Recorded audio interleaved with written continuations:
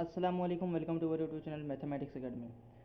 आज हमने 9 class physics में चैप्टर 3 जो है हमारा डायनामिक, उसकी हमने एमसीक्यूज़ और न्यूमेरिकल को देखना है। ठीक है, उनको सॉल्व करना है, देखना क्या है। ठीक है, मोबाइल में मेरे पास एक बुक है, अभी तक ये मार्केट में नहीं मिल रही है, इसलिए मेरे पास हार्ड कॉपी मौजूद नहीं है, तो सॉफ्ट कॉपी में ये मौजूद है। थोड़ा सा ब्लर हो रहा है, इसे सेट कर देते हैं। ठीक है, जैसे ही मेरे पास मार्केट में बुक आ जाएगी तो मैं यहाँ पर भी ले आऊँगा, और मुझे नहीं लगता कि ये हमने सारे एमसीक्यू न्यूमेरिकल कर लेना, उसके बाद ही मार्केट में बुक आएगी।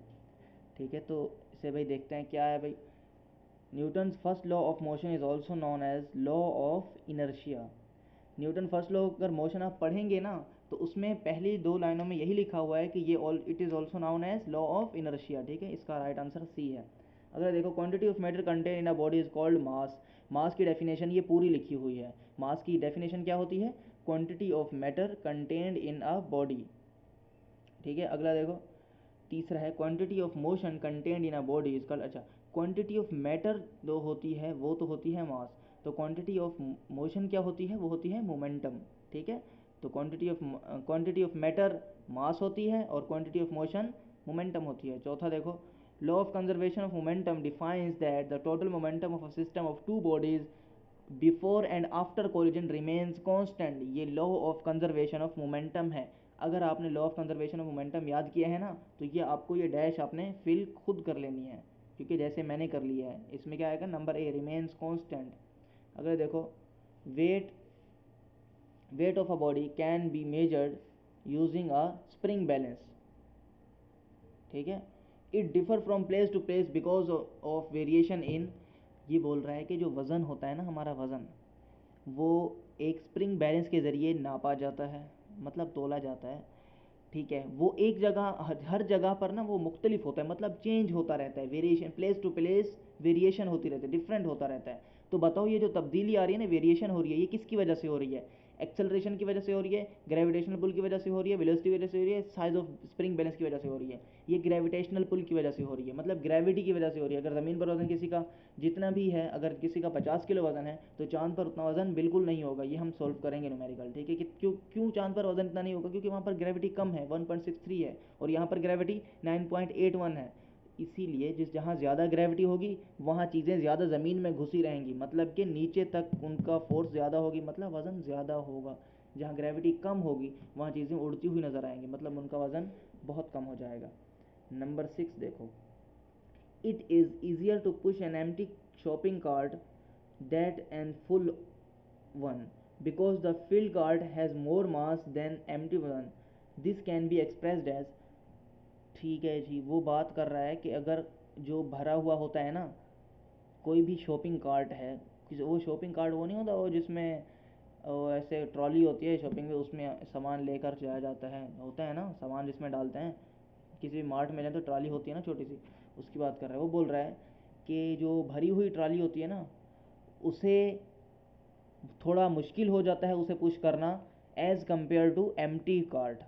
मतलब जो खाली होती है उसे आसानी से हम चला सकते हैं, मतलब उसको धक्का लगा सकते हैं, और जो जिसमें सामान होता है, जो भरी हुई होती है, उसे थोड़ी सी मुश्किल हो जाती है। तो बताओ, इसमें कौन सा रिलेशन यूज़ हो रहा है?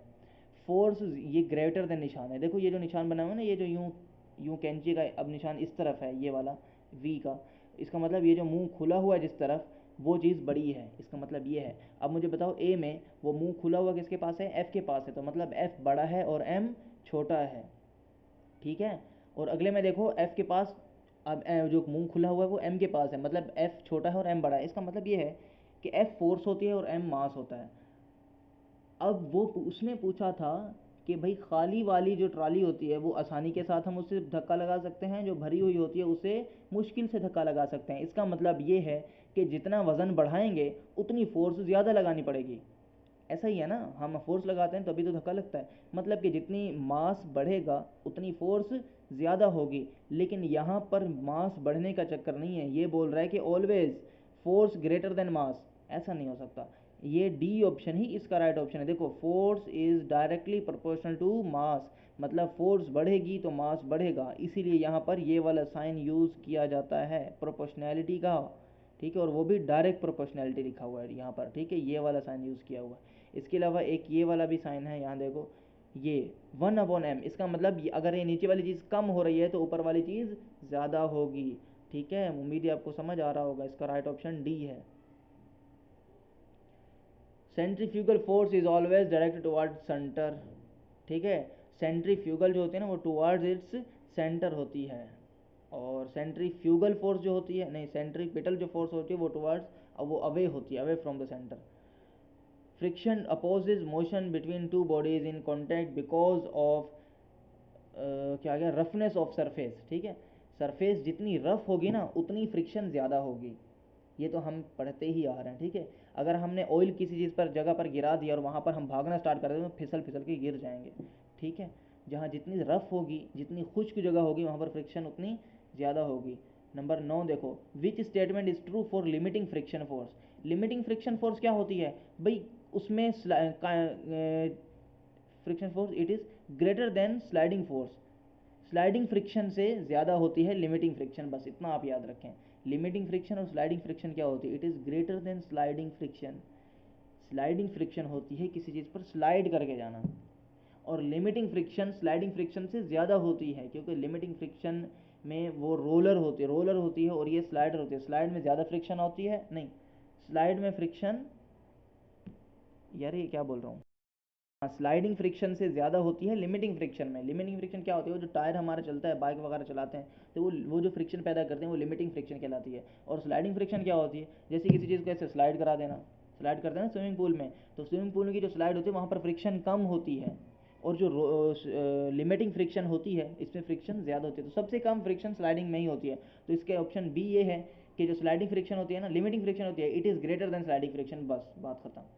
अगला देखो, a man pools a card a crate of mass, इसे कर देते हैं। ठीक है, इसे सॉल्व करते हैं। सवाल में बता रहा है कि एक क्रेट है, उसका वज़न है 25 किलो। ठीक है, across levelled ground with a horizontal force 16 newton, बस 16 न्यूटन। अगले आगे जो है ना पॉइंट फुल स्टॉप लगा हुआ, उसके बाद ए लिखा हुआ है, वो है a constant force of friction 20 newton acts in the on the sledge, what is the acceleration of the sledge.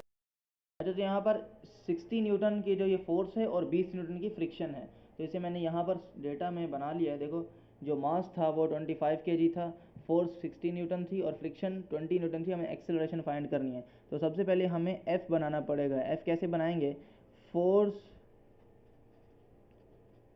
Minus friction कर देंगे। ठीक है, फोर्स में से फ्रिक्शन को निकाल देंगे तो हमारे पास सिंपली एफ आ जाएगा, मतलब ये हमारे पास नेट फोर्स आ जाएगी।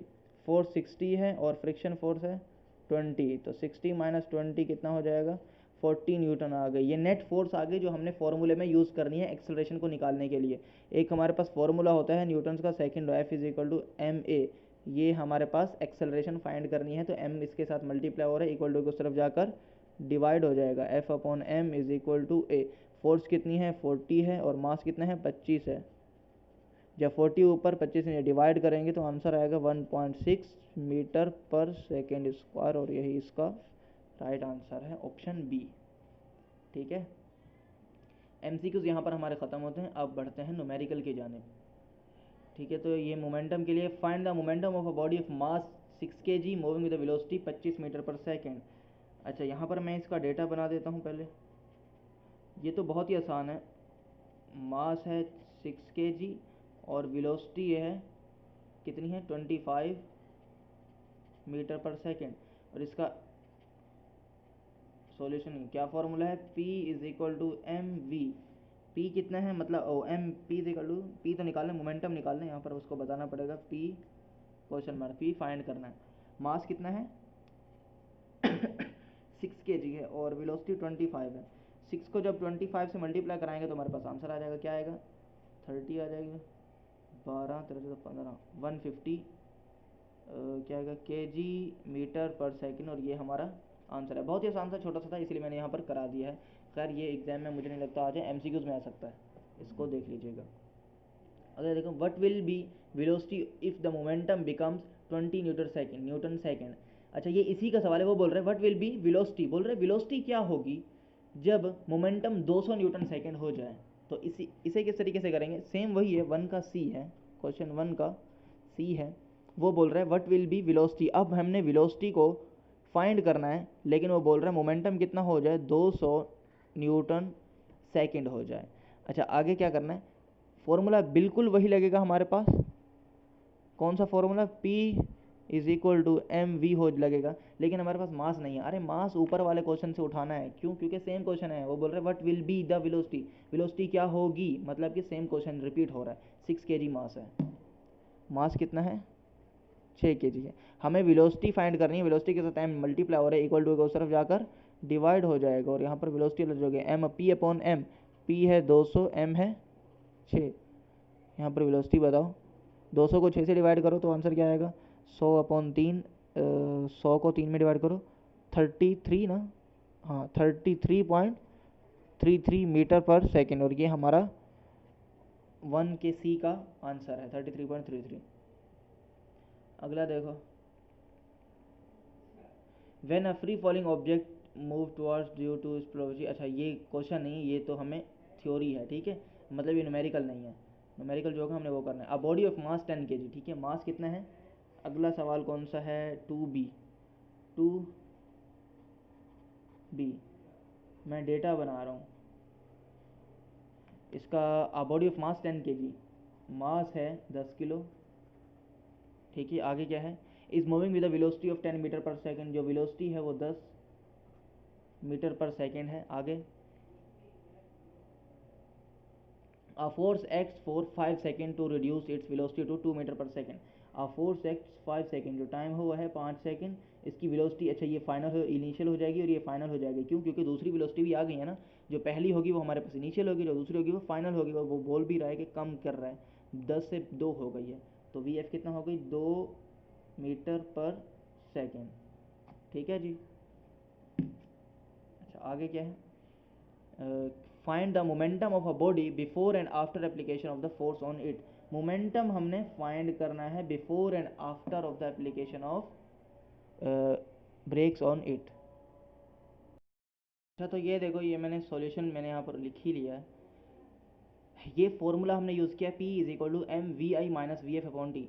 मोमेंटम का ये फॉर्मूला है जब हमारे पास एक वेलोसिटी दी जाए, जैसे कि पिछले वाले फॉर्मूले में हमारे पास वेलोसिटी भी दी गई थी, मास भी दिया गया था बस, लेकिन यहाँ पर 2 वेलोसिटी दी गई हैं और एक टाइम भी दिया गया है, इसीलिए यहाँ पर फॉर्मूला चेंज हो जाएगा दोबारा। उस पुराने वाले फॉर्मूले से अगर आप सॉल्व करेंगे तो बिल्कुल ही आपका क्वेश्चन गलत हो जाएगा, ठीक है। यहाँ पर आपने वैल्यू पुट कर देनी, मास की जगह 10, वी आई कितना था 10 था, तो यहाँ पर 10 लिख दिया, माइनस का माइनस आ गया, वी एफ कितना है 2 आ गया, तो यहाँ पर 2 आएगा, टाइम 5 सेकेंड आ गया। यहाँ से वैल्यू मैं देखता गया उनकी, यहाँ से एलिमेंट देखता गया, यहाँ से वैल्यू देखता गया, यहाँ पुट करता गया, ठीक है। उसके बाद इसको सॉल्व किया, देखो 10 में से 2 जाएंगे तो 8 बचेंगे, बाकी सब कुछ मैंने वैसे ही लिखा है। देखो 10 8 से मल्टीप्लाई होकर 80 हो गया, 5 का 5 आ गया। अब देखो क्या किया, 80 अपॉन 5 कितना होता है, 16 होता है, तो इसका आंसर आ गया न्यूटन सेकेंड, इसका आंसर आ गया है, ठीक है। यहाँ पर हमारा ये क्वेश्चन ख़त्म होता है। अभी हम नेक्स्ट क्वेश्चन जो रह गए हैं, इस वीडियो में थोड़ा ज़्यादा लंबी हो जाएगी, तो मैं कहता हूँ उसे नेक्स्ट अगली वीडियो में कंप्लीट करने की कोशिश करेंगे, ठीक है। उसके बाद अगले चैप्टर का भी थोड़ा सा इंट्रोडक्शन देंगे, वैसे काफ़ी ज़्यादा क्वेश्चन है, इसमें मुश्किल ही होंगे, अगली वीडियो में ही करते हैं, 20-22 मिनट की वीडियो बन जाएगी। तो तब तक के लिए आप हमारा चैनल सब्सक्राइब कर दें, ताकि हमारी हर नई आने वाली वीडियो आप तक जल्द से जल्द पहुँच सके, और वीडियो पसंद आए तो वीडियो को लाइक करना मत भूलिएगा। अब हम नेक्स्ट वीडियो में मिलेंगे, तब तक के लिए बहुत ख्याल रखिएगा, अल्लाह हाफिज़।